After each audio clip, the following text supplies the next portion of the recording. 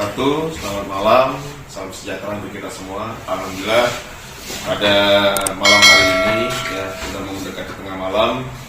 Terima kasih atas kehadirannya kakanda kita, abangda kita, angkat diri ya atas dan Bung John ya telah memenuhi undangan kami pada hari ini dalam rangka untuk mencari dan mendiskusikan langkah-langkah hukum dan upaya-upaya hukum lainnya yang akan kita tempuh terkait dengan kondisi terkini perkara edisi kes ini. Jadi dari hasil diskusi kita pada malam hari ini, kita hampir diskusi tadi hampir 2,5 jam ya, hampir 3 jam. Ada beberapa langkah-langkah hukum yang akan kita tempuh terkait dengan perkara ini ya. Satu, ya kita udah pasti kita akan menyatakan banding ya, dan kami ya pribadi sebagai kuasa hukum dari Pak AY, kita ya Abdurrahman Yusuf ya, dan ada Bang Akatiri, abangda kita dari kuasa hukum Bu Suryani, dan confirm kita akan menyatakan banding. Dan tentunya harapan kami untuk para terdakwa lain juga mengambil sikap untuk kami mengimbau untuk segera menyatakan banding, karena menyatakan banding ini ada jangka waktunya ya. Jadi jangan sampai telat semata-mata untuk tujuan kita untuk memperoleh keadilan ya. Jadi apa namanya, kita jangan terlena ya, karena memang kita tahu ada disparitas, ada perbedaan ini, tapi kita di sini satu ya. Ketika kita sudah sepakat kita satu ya, kita harus maju bersama-sama ya, jangan pisah-pisah. Itu satu, kita harus banding ya. Jadi itu statement kita, itu yang paling penting pada malam hari ini. Yang kedua, terkait dengan ya kita tahu semua ada banyak sekali barang bukti yang telah dilakukan penyitaan oleh penyidik Barreskrim Mabes Polri. Nah, yang kami khawatirkan ya, ada apa namanya, ya kami khawatirkan ada dugaan tindak pidana ya, atau apapun itu ya, yang kami khawatirkan terkait kondisi terkini dari barang bukti itu sendiri. Nah, untuk itu, untuk menyikapi potensi-potensi itu, ada beberapa upaya yang akan kami tempuh ya, termasuk tapi tidak terbatas pada permohonan PKPU ya, atau bisa juga nanti kita pikirkan langkah hukum pra peradilan terkait dengan penyitaan dan upaya-upaya hukum yang lain ya kan, semata-mata untuk melindungi daripada barang bukti yang telah dilakukan oleh para penyidik tersebut. Itu kedua, terkait dengan barang bukti. Selanjutnya, yang ketiga, terkait dengan adanya tindakan-tindakan yang kami anggap itu tidak sesuai dengan ketentuan yang ada ya, ada beberapa upaya hukum yang hendak kami sampaikan, hendak kami upayakan ya. Kita mungkin bisa jadi melakukan, kita akan berkirim surat ya, mohon perlindungan hukum ke Presiden, ke Kemenko Polhukam atau ke Jaksa Agung ya kan, semata-mata untuk melindungi kepentingan yang lebih luas. Jadi mungkin itu ya, nanti akan dilanjutkan oleh Bang Akatiri untuk detailnya. Kebetulan abangda kita yang sangat paham benar perkara ini dari awal. Kita pun, saya ini masuk dari tengah soalnya. Jadi mungkin waktu dan tempat kami serahkan ke Bang Akatiri. Lanjut Bang. Terima kasih. Lanjutkan dari Mas Boy ya. Sebenarnya dari awal kan kita mendapatkan keanehan-keanehan dalam persidangan ya, yang mana putusan dari hakim itu tidak sedikit pun mempertimbangkan pledoi kami, bahkan duplik kami. Jadi seperti membaca ulang apa itu dakwaan dan tuntutan, seperti itu.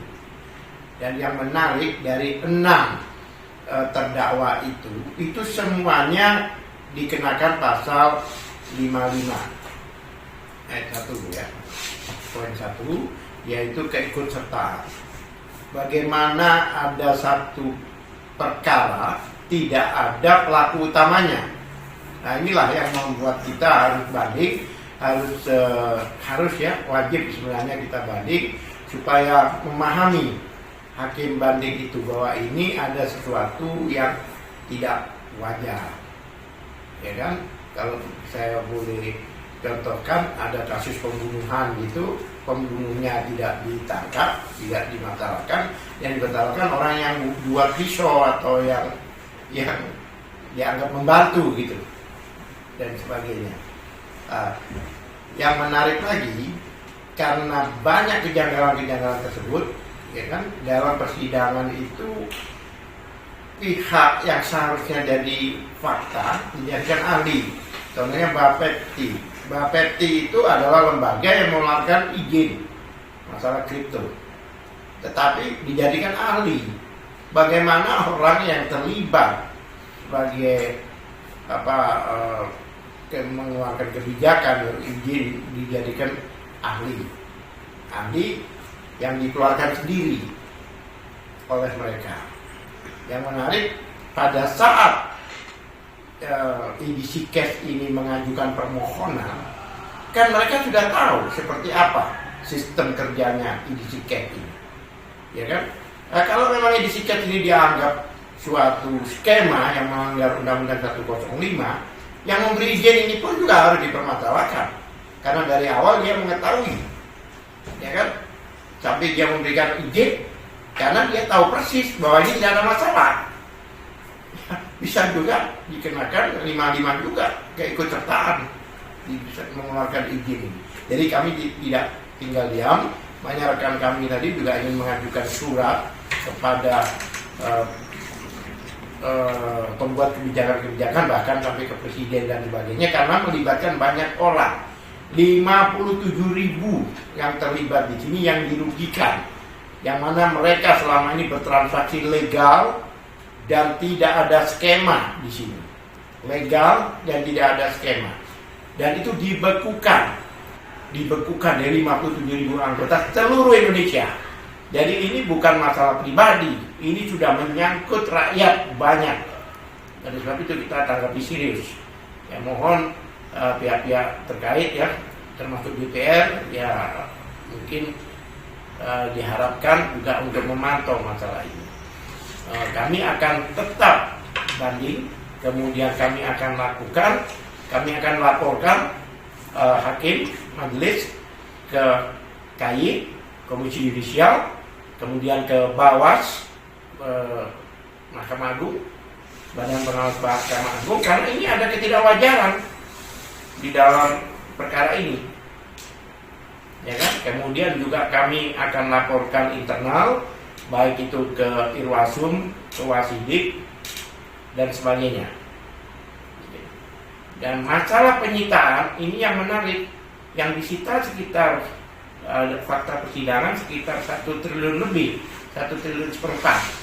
Padahal yang melaporkan, yang mengatakan dirugikan itu hanya 27 miliar. Itu menurut lapor, baik itu di dalam laporannya maupun di dalam dakwaan jaksa. Fakta persidangan lebih menarik lagi. Ternyata yang dituduhkan pada Suryani, kebetulan klien saya, itu fakta persidangan kita menemukan bukti-bukti hanya 6 miliar. Coba bayangkan, 6 miliar tapi yang disita triliunan. Nah, oleh sebab itu kami ingin membongkar kira-kira ada apa ini, ya kan? Karena kami menduga ada dugaan-dugaan, ada sesuatu yang mungkin kita akan ungkap. Oleh sebab itu kita lakukan langkah-langkah secara hukum ya, langkah-langkah prosedural. Oleh sebab itu kita akan laporkan. Masalahnya sampai sekarang ada satu perkara yang masih ditahan, yaitu TPPU. pencucian uang. Bingung kan?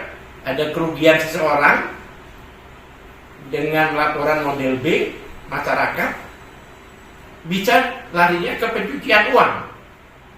Jadi kami sebagai ahli hukum juga tidak tinggal diam. Hal ini kita harus uji apa betul ada pencucian uang hanya dengan kerugian satu orang itu. Ya kan? Itu yang kami akan lakukan. Kami siap, kami bergabung karena dari 6 terdakwa itu ada 5 grup kuasa hukum dari asosiasi atau dari lembaga-lembaga hukum yang berbeda. Jadi bukan sendiri. Ya, itu akan lakukan dan mudah-mudahan mitra bersabar karena kami yakin hakim dari pengadilan tinggi ini akan berlaku fair dan adil dan akan melihat perkara ini secara komprehensif yang mana juga memperhitungkan pledoi kita maupun duplik kita. Dari situ siapapun juga akan mengetahui mana yang benar, mana yang dikondisikan. Terima kasih. Oke, Bang John, kalau masih masukan tambahan? Ya cuman mungkin pesan aja ke semua mitra, tetap semangat, dukung kita udah menyampaikan semaksimal mungkin. Mudah-mudahan ini langkah terakhir kita untuk bisa mencapai kemenangan. Insya Allah Tuhan merestui kita semua. Amin. Oke, mungkin itu saja tanggapan dari kami selaku tim kuasa hukum, tambahan juga dari Bang John, ya kan. Terima kasih Abang Dar, terima kasih Bang John. Jadi tetap semangat. Insya Allah keberpihakan, keberuntungan ada di kita, hilang kita peroleh ya. Tentunya upaya-upaya hukum yang akan kami tempuh selaku tim kuasa hukum itu upaya-upaya hukum yang terukur, terarah dan dapat kami pertanggungjawabkan. Sekian, selamat malam. Merdeka.